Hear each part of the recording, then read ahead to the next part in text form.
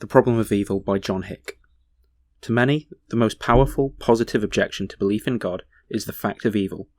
Probably for most agnostics, it's the most appalling depth and extent of human suffering, more than anything else, that makes the idea of a loving creator seem so implausible and disposes them toward one or another of the various naturalistic theories of religion.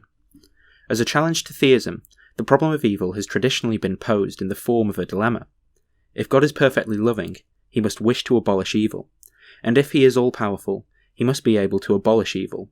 But evil still exists, therefore God cannot be omnipotent and perfectly loving. Certainly solutions which at once suggest themselves have to be ruled out so far as the Judeo-Christian faith is concerned. To say, for example, with contemporary Christian science, that evil is an illusion of the human mind is impossible within a religion based upon the stark realism of the Bible. Its pages faithfully respect the characteristic mixture of good and evil in human experience.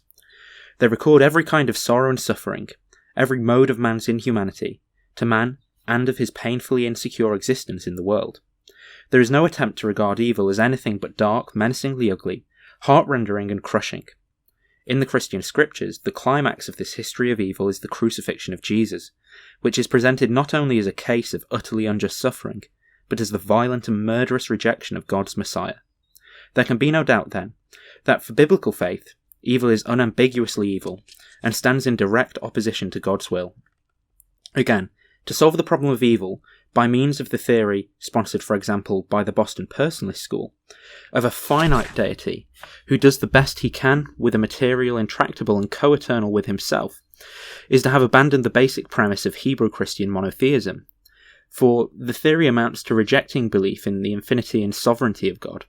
Indeed, any theory which would avoid the problem of the origin of evil by depicting it as an ultimate constituent of the universe, coordinate with good, has been repudiated in advance by the classic Christian teaching, first developed by Augustine, that evil represents the going wrong of something which in itself is good. Augustine holds firmly to the Hebrew Christian conviction that the universe is good. That is to say, it is the creation of a good God for a good purpose. He completely rejects the ancient prejudice widespread in his day that matter is evil. There are, according to Augustine, higher and lower, greater and lesser goods in immense abundance and variety, but everything which has being is good in its own way and degree, except in so far as it may have become spoiled or corrupted. Evil, whether it be an evil will, an instance of pain, or some disorder or decay in nature, has not been set there by God, but represents the distortion of something that is inherently valuable. Whatever exists is, as such, and in its proper place, good. Evil is essentially parasitic upon good, being disorder and perversion in a fundamentally good creation. This understanding of evil as something negative means that it's not willed and created by God, but it does not mean, as some have supposed, that evil is unreal and can be disregarded. Clearly the first effect of this doctrine is to extenuate even more the question of the origin of evil. Theodicy, as many modern Christian thinkers see it, is a modest enterprise, negative rather than positive in its conclusions. It does not claim to explain nor to explain away every instance of evil in human experience, but only to point to certain considerations which prevent the fact of evil, largely incomprehensible though it remains, from constituting a final and insuperable bar to rational belief in God. In indicating these considerations, it will be useful to follow the traditional division of the subject. There is the problem of moral evil or wickedness. Why does an all-good and all-powerful God permit this? And there is the problem of non-moral evil of suffering or pain, both physical and mental. Why has an all-good and all-powerful God created a world in which this occurs? Christian thought has always considered moral evil in its relation to human freedom and responsibility. To be a person is to be a finite centre of freedom, a relatively free and self-directing agent responsible for one's own decisions. This involves being free to act wrongly as well as to act rightly. The idea of a person who can be infallibly guaranteed always to act rightly is self-contradictory. There can be no guarantee in advance that a genuinely free moral agent will never choose amiss. Consequently, the possibility of wrongdoing or sin is logically inseparable from the creation of finite persons, and to say that God should not have created beings who might sin amounts to saying that he should not have created people. This thesis has been challenged in some recent philosophical discussions of the problem of evil, in which it is claimed that no contradiction is involved in saying that God might have made people who would be genuinely free and who could yet be guaranteed always to act rightly, A quotation from one of these discussions follows. If there is no logical impossibility in a man's freely choosing the good on one or on several occasions, there cannot be a logical impossibility in his freely choosing the good on every occasion. God was not then faced with a choice between making innocent automata and making beings who, in acting freely, would sometimes go wrong. There was open to him the obviously better possibility of making beings who would act freely, but always go right. Clearly, his failure to avail himself of this possibility is inconsistent with his being both omnipotent and wholly good. A reply to this argument is suggested in another recent contribution to the discussion. If by a free person we mean an action which is not externally compelled, but which flows from the nature of an agent as he reacts to the circumstances in which he finds himself, there is indeed no contradiction between our being free and our actions being caused by our own nature, and therefore being in principle predictable. There is a contradiction, however, in saying that God is the cause of our acting as we do, that we are free beings in relation to God. There is, in other words, a contradiction in saying that God has made us so that we shall, of necessity, act in a certain way, and that we are genuinely independent persons in relation to Him. If all our thoughts and actions are divinely predestined, however free and morally responsible we may seem to be ourselves, we cannot be free and morally responsible in the sight of God, but must instead be His helpless puppets. Such freedom is like that of a patient acting out a series of post-hypnotic suggestions. He appears even to himself to be free, but his volitions have actually been predetermined by another will, that of the hypnotist, in relation to whom the patient is not a free agent. A different objector might raise the question of whether or not we deny God's omnipotence if we admit that He is unable to create free persons who are free from the risks inherent in personal freedom. The answer that has always been given is that to create such beings is logically impossible. It's no limitation upon God's power that He cannot accomplish the logically impossible, since there is nothing here to accomplish, but only a meaningless conjunction of words. In the case, person who is not a person, God is able to create beings of any and every conceivable kind. But creatures who lack moral freedom, however superior they might be to human beings in other respects, would not be what we mean by persons. They would constitute a different form of life which God might have brought into existence instead of persons. When we ask why God did not create such beings in place of persons, the traditional answer is that only persons could in any meaningful sense become children of God, capable of entering into a personal relationship with their Creator by a free and uncompelled response to His love. When we turn from the possibility of moral evil as a correlate to man's personal freedom to its actuality, we face something which must remain inexplicable, even when it can be seen to be possible, for we can never provide a complete causal explanation of a free act. If we could, it would not be a free act. The origin of moral evil lies forever concealed within the mystery of human freedom. The necessary condition between moral freedom and the possibility now actualized of sin throws light upon a great deal of the suffering which afflicts mankind, for an enormous amount of human pain arises either from the inhumanity or the culpable incompetence of mankind. This includes such major scourges as poverty, oppression and persecution, war, and all the injustice, indignity and iniquity which occur even in the most advanced societies. These evils are manifestations of human sin. Even disease is fostered to an extent, the limits of which has not yet been determined by psychosomatic medicine, by moral and emotional factors seated both in the individual and in his social environment. To the extent that all these evils stem from human failures and wrong decisions, their possibility is inherent in the creation of free persons inhabiting a world which presents them with real choices, which are followed by real consequences. We may now turn more directly to the problem of suffering. Even though the major bulk of actual human pain is traceable to man's misused freedom as a sole or part cause, there remain other sources of pain which are entirely independent of human will. For example, earthquake, hurricane, storm, flood, drought and blight.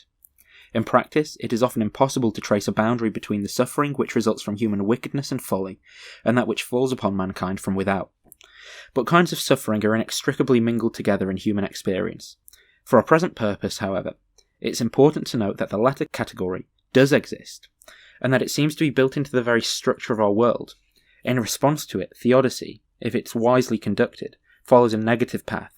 It's not possible to show positively that each item of human pain serves the divine purpose of good, but on the other hand it's not possible to show that the divine purpose as it's understood in Judaism and Christianity could not be forwarded in a world which was designed as a permanent hedonistic paradise. An essential premise of this argument concerns the nature of the divine purpose in creating the world. The skeptic's assumption is that man is to be viewed as a completed creation, and that God's purpose in making the world was to provide a suitable dwelling place for this fully formed creature. Since God is good and loving, the environment which he has created for human life to inhabit is naturally as pleasant and comfortable as possible. The problem is essentially similar to that of a man who builds a cage for some pet animal. Since our world in fact contains sources of hardship, inconvenience, and danger of innumerable kinds, the conclusion follows that this world cannot have been created by a perfectly benevolent and all-powerful deity. Christianity, however, has never supposed that God's purpose in the creation of the world was to construct a paradise whose inhabitants would experience a maximum of pleasure and a minimum of pain. The world is seen instead as a place of soul-making, in which free beings, grappling with the tasks and challenges of their existence in a common environment, may become children of God and heirs of eternal life. A way of thinking theologically of God's continuing creative purpose for man was suggested by some of the early Hellenistic fathers of the Christian Church, especially Irenaeus. Following hints from St. Paul, Irenaeus taught that man has been made as a person in the image of God, but has not yet been brought as a free and responsible agent into the finite likeness of God, which is revealed in Christ.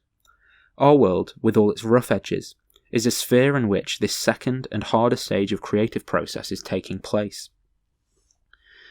This conception of the world, whether or not set in Irenaeus' theological framework, can be supported by the method of negative theology. Suppose, contrary to fact, this world were a paradise from which all possibility of pain and suffering were excluded. The consequences would be very far-reaching. For example, no one could ever injure anyone else. The murderer's knife would turn to paper or his bullets to thin air. The bank safe, robbed of millions of dollars, would miraculously become filled with another $1 million, without this device, on however large a scale, proving inflationary. Fraud, deceit, conspiracy, and treason would somehow always leave the fabric of society undamaged. Again, no one would ever be injured by accident. The mountain climber, steeplejack, or playing child falling from a height would float unharmed to the ground. The reckless driver would never meet with disaster. There would be no need to work, since no harm could result from avoiding work. There would be no call to be concerned for others in times of need or danger, for in such a world there would be no real needs or dangers. To make possible this continual series of individual adjustments, nature would have to work by special providences, instead of running according to the general laws which men must learn to respect on penalty of pain or death. The laws of nature would have to be extremely flexible. Sometimes gravity would operate, sometimes not. Sometimes an object would be hard and solid, sometimes soft. There could be no sciences, for there would be no enduring world structure to investigate. In eliminating the problems and hardships of an objective environment, with its own laws, life would become like a dream in which delightfully, but aimlessly, we would float and drift at ease. One can at least begin to imagine such a world.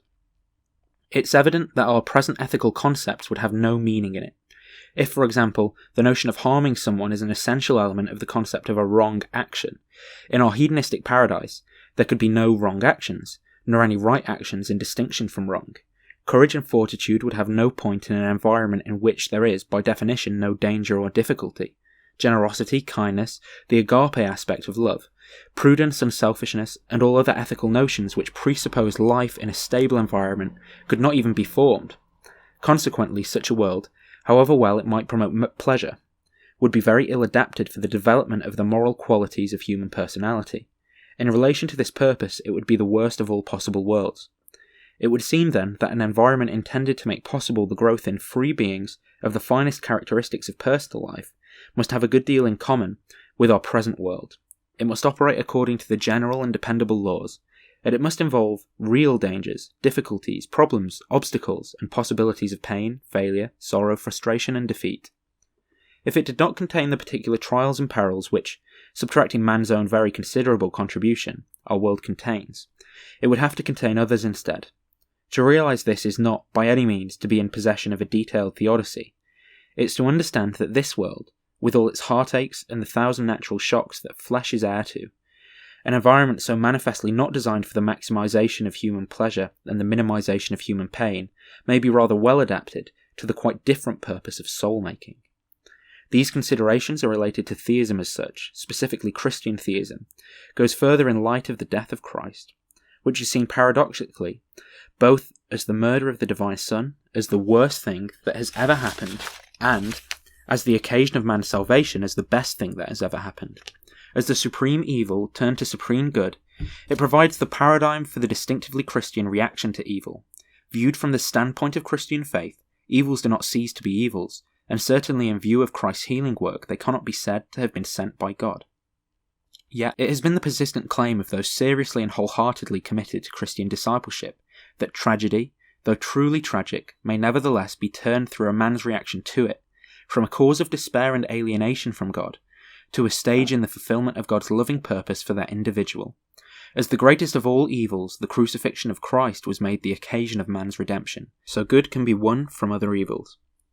As Jesus saw his execution by the Romans as an experience which God desired him to accept, an experience which was to be brought within the sphere of the divine purpose and made to serve the divine ends, so the Christian response to calamity is to accept the adversities, pains, and afflictions which life brings, in order that they can be turned to a positive spiritual use. At this point, Theodicy points forward in two ways to the subject of life after death. Firstly, although there are many striking instances of good being triumphantly brought out of evil through a man's or a woman's reaction to it, there are many other cases in which the opposite has happened. Sometimes, obstacles breed strength of character, dangers evoke courage, and unselfishness and calamities produce patience and moral steadfastness, but sometimes they lead instead to resentment, fear, grasping selfishness, and disintegration of character. Therefore, it would seem that any divine purpose of soul-making, which is at work in earthly history, must continue beyond this life, if it's ever to achieve more than a very partial and fragmentary success. Second, if we ask whether the business of soul-making is worth all the toil and sorrow of human life, the Christian answer must be in terms of a future good, which is great enough to justify all that has happened on the way to it. Lord, my prayer.